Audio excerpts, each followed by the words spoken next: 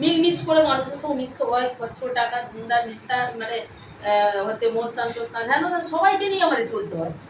এমন কোনো মানে জায়গা আমাদের এটা নয় যে হেনস্তারা হওয়ার আগে আমাদেরকে বুঝে নিতে হবে বিদ্যা বড় না বুদ্ধি বড়, কথাই বলে না, বিদ্যাও চাই বুদ্ধিও চাই। বিদ্যা হচ্ছে 2 টাকার কলম, সরস্বতী বিদ্যা দেয়। 2 টাকা থেকে 3 টাকা, 3 টাকা থেকে 5 টাকার কলম। ওই 5 টাকার কলম থেকেই আমাদের বুদ্ধিতে 5 কোটি টাকা কামানোর জন্য আমরা চেষ্টা করি। যেহেতু আমি একটা পেশায় আছি, মানে আমরা উকিল বুদ্ধি বলি, এটা নিয়ে আমরা খুব মানে কি বলবো, ওই সামান্য একটা গোঘাট থানায় একটা ঘটে গেল ঘটনা। আমি প্রেজেন্ট ছিলাম, ওইটা আমার পক্ষে ছিল।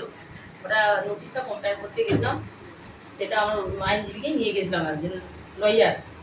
সেটা অপমান অপদস্থ হয়েছিল বলে আমরা ওখানে আবার আমার তারপরের দিন সেক্রেটারিকে জানাই। সেক্রেটারি সমেত আমরা উকিল মহল সমেত গোঘাট থানায় আমরা খুব একটা বিশালভাবে একটা করে এসেছি, দরখাস্ত দিয়ে এসেছি। তারা এসপি হুগলি, এসডিপিও সবাই ওসি সবাই করেছে। এর আগে একটা আমি গোঘাট থানায় একজনকে ওই ওসিকে করেছিলাম, একটা মহিলাকে হেনস্থা করেছিল। আমি ওই হাইকোর্ট যে করেছিলাম। তারপর আরামবাগ কোর্টে যে একটা সুকুমলতা কান্তি দাস ছিলেন, আইসি আরামবাগ, ওসি ছিলেন। থানা খুলে যখন গুলি খেয়ে আইসিটা প্রমোশন পেয়ে গেল, ও কিন্তু দাস উচিত ছেলে নাকি জানি না, ও আমাদের সাথে গম্ভীর হয়ে কথা বলতেন। আমরা পুলিশকে ভয় করবো, মানুষ তো সবাইকে নিয়ে আমাদেরকে চলতে হয়। মিলমিশ ছেলে মেয়ে সবাই একই মায়ের সন্তান, মায়ের থেকেই আমরা শিক্ষা। সবাই ছেলে মেয়ে, তারা পুলিশ বলে মানুষ, তারা একটা পুলিশ একটা ড্রেস পরেছে, ওইগুলো আমরা আগে ভয় করতাম, মানতাম না, কারণ মানুষের সঙ্গে মানুষের সঙ্গে মিশে মিলমিশ না থাকলে ছেলে মেয়েরা অনেক রকমের থাকে, তাদেরকে বুঝিয়ে আনার জন্য চেষ্টা করতে হবে।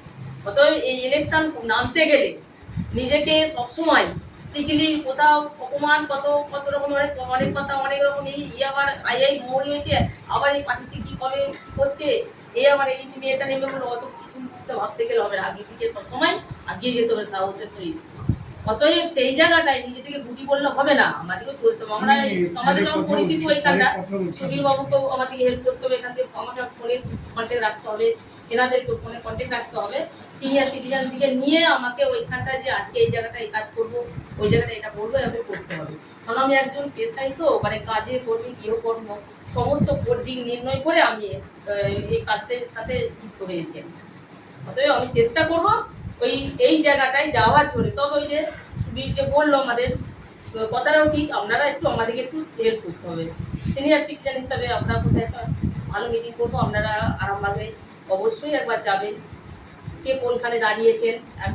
আমরা রুট যেটা রাস্তায় আমরা চলে যাব, সবাই তো রাস্তায়, সবাই তো এমপিগুলো হয়েছে রাস্তাতে, যে এই মোড় থেকে ওই মোড় পর্যন্ত একটু আমরা রুট মার্চ করবো, সেই পর্যন্ত আমাদেরকে একটু হেল্প করতেই হবে। আপনারা একবার সিনিয়র হিসাবে গিয়ে একটা দিন আমাদের সাথে সিনিয়র করে দেবেন, বাদ বাকিগুলো আমরা সবকটাই পরপর আমরা জায়গায় মিটিংগুলো করে নেব। জোগাড় করে গেলে আমরা একটা মিছিল বার করতেই পারি। হ্যাঁ ঠিক। অতএব আমার আর কিছু বলার নেই, সিনিয়র সিটিজেনকে সবাইকে সম্মান জানিয়ে আমি আমার বক্তব্য